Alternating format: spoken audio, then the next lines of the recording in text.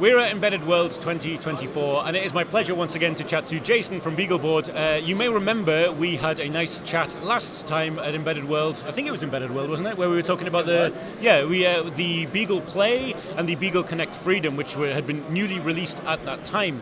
Also, if you follow Electromaker, you will know that we recently put out the 7 best SBCs for AI article, and we featured the BeagleBoard AI 64, and then just a couple of days later, BeagleBoard came out with the latest.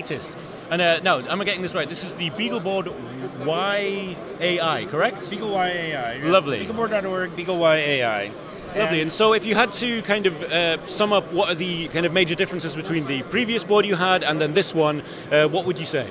Yeah, so this has a lot of familiar things like the BeagleBoard AI 64, except it's in a much smaller form factor. Yeah. It's in kind of what I would say is an industry standard form factor that is compatible with a lot of 40-pin hat connections, but it's a fully open source design like all BeagleBoards. Yeah. So it's open hardware, you can get the detailed data sheets, you can actually go build versions of this yourself. Yeah. And compared to the AI64, it's about half the performance, but it's about a third of the price. This is at $70.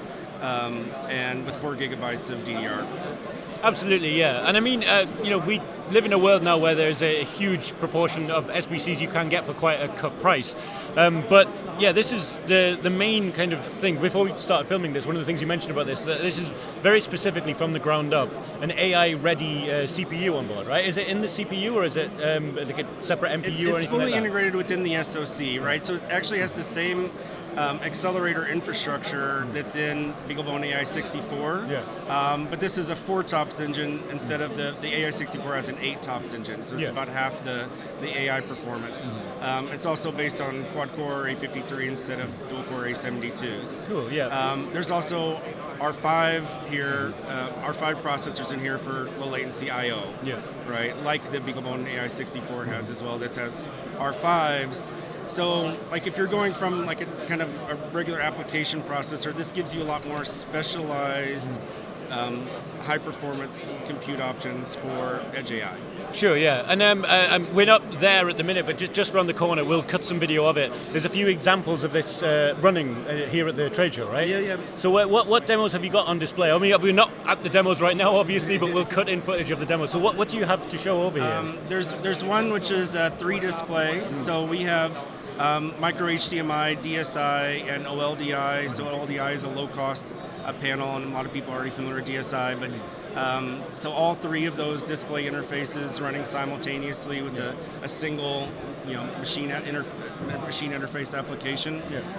We've also got a little video playing, right? So you've got the video accelerators in here, so it has support for video codec, encode, and support. It's also got a 50 gigaflop GPU inside of here, right? So it's got a lot of different compute resources. So one is using a separate video accelerator there to play high definition video streams.